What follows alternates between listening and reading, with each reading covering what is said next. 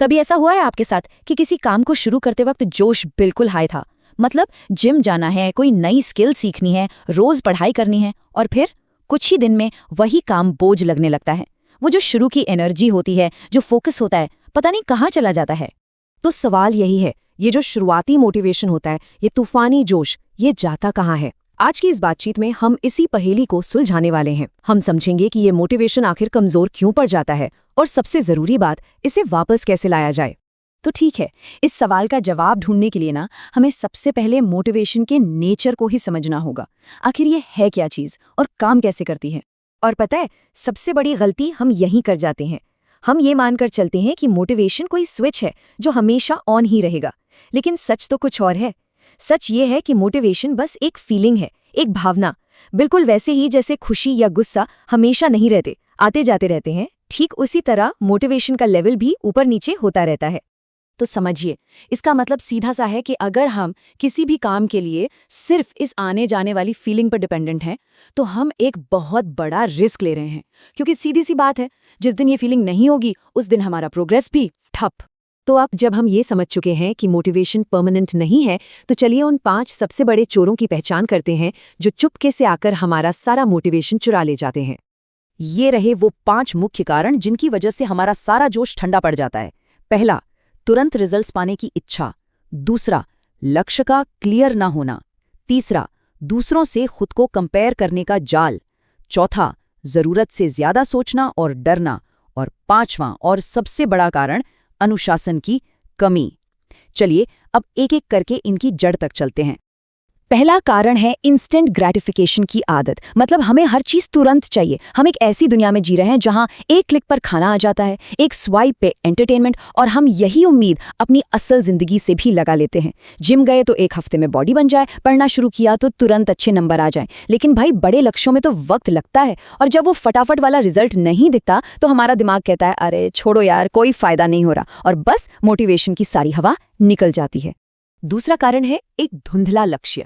मान लीजिए हमारा लक्ष्य सिर्फ इतना है कि मुझे सफल बनना है। अब ये तो बहुत अस्पष्ट बात है, हमारे दिमाग को पता ही नहीं कि जाना कहाँ है। वो हर रोज पूछेगा आज क्या करना है। लेकिन अगर लक्ष्य एकदम साफ हो, जैसे अगले महीने तक इस चैप्टर के 5 टॉपिक खत्म करने हैं, तो मोटिवेशन को टिके रहने का एक मजबूत कारण मिल जाता है। बिना क्लियर टारगेट के मोटिवेशन तो भटकेगा ही। और ये जो तीसरा कारण है ना, ये शायद आज के समय का सबसे बड़ा दुश्मन है, तुलना का जाल। हम अपनी पूरी मेहनत से अपने रास्ते पर चल रहे होते हैं, लेकिन जैसे ही सोशल मीडिया खोलते हैं, हमें किसी और की सक्सेस स्टोरी दिख जाती है। हम उनके आखिरी चैप्टर को अपनी कहानी के पहले पन्ने से कंपेयर कर बैठते हैं, और नतीजा, निराशा, सेल्फ डाउट और मोटिवेशन सीधा 0। याद रखिए, तुलना मोटिवेशन के लिए जहर की तरह है। चौथा कारण है एक्शन लेने से पहले ही हार मान लेना। हमारे दिमाग में सवालों का एक तूफान चलने लगता है।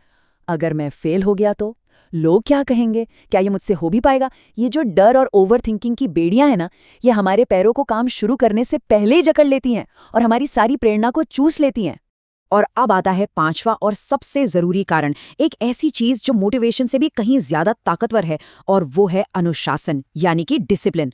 देखिए, मोटिवेशन तो वो चिंगारी है जो आग लगाती है, लेकिन अनुशासन वो लकड़ी है जो उस आग को जलते रहने देती है, खासकर उन मुश्किल दिनों में जब मोटिवेशन की चिंगारी बुझ चुकी होती है। तो ठीक है, अब जब हम प्रॉब्लम की जड़ को समझ चुके हैं, तो चलिए अब सॉल्यूशन की तरफ बढ़ते हैं। यहाँ 5 ऐसे कारगर कदम हैं जो न सिर्फ आपके खोए हुए मोटिवेशन को वापस लाएंगे, बल्कि उसे बनाए रखने में भी आपकी मदद करेंगे। सबसे पहला काम, अपने बड़े पहाड़ जैसे लक्ष्य को छोटे छोटे मैनेजेबल स्टेप्स में तोड़ दीजिए। हर छोटी जीत आपको आगे बढ़ने का फ्यूल देगी। दूसरा, एक रूटीन बनाइए ताकि आपका काम आपके मूड का मोहताज ना रहे। तीसरा, सोशल मीडिया पर अपना टाइम कंट्रोल कीजिए ताकि तुलना कम हो और फोकस बढ़े। चौथा, सोचने के जाल से निकलिए और बस एक्शन लीजिए, क्योंकि मोटिवेशन सोचने से नहीं, काम करने से आता है। और 5वां, जब भी हिम्मत टूटने लगे तो बस उस वजह को याद कीजिए जिसके लिए आपने ये सब शुरू किया था। आपका क्यों बहुत पावरफुल है। अब आते हैं इस पूरी चर्चा के सबसे जरूरी हिस्से पर।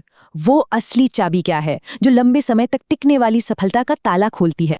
और वो असली समाधान इस एक लाइन में छिपा है, प्रेरणा आपको शुरू करवाती है, लेकिन अनुशासन आपको चलते रहने देता है। बस यही इस पूरी बातचीत का निचोड़ है।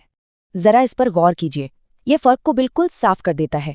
मोटिवेशन एक फीलिंग है जो आती जाती रहती है, जबकि अनुशासन एक सिस्टम है जिसे आप खुद बनाते हैं। मोटिवेशन एक मेहमान की तरह है, पर अनुशासन एक आदत है जो हर रोज हर हाल में आपके साथ रहती है। इसका सबसे अच्छा उदाहरण है टॉपर्स या कोई भी कामयाब इंसान। आपको क्या लगता है, उन्हें हर रोज पढ़ने का मन करता होगा? जी नहीं, बिल्कुल नहीं। कई दिन ऐसे होते हैं जब उनका भी मन नहीं करता, लेकिन वो मोटिवेटेड नहीं, वो डिसिप्लिन्ड होते हैं। उनका बनाया हुआ अनुशासन ही उन्हें टेबल पर बिठाता है, चाहे उनका मूड कैसा भी क्यों ना हो। तो अगली बार जब भी ऐसा लगे कि मोटिवेशन खत्म हो गया है, तो एक बात याद रखिएगा, वो मरा नहीं है, बस सो गया है, वो कमजोर हो गया है, और उसे जगाने का सिर्फ एक ही तरीका है, अनुशासित होकर एक्शन लेना। इसलिए अब रुकना नहीं है, बस खुद से पूछिए वो अगला सबसे छोटा कदम क्या है जो अभी इसी वक्त उठाया जा सकता है। बस वो एक कदम उठाइए और फिर देखिए, प्रेरणा खुद ब खुद आपके पीछे चली आएगी।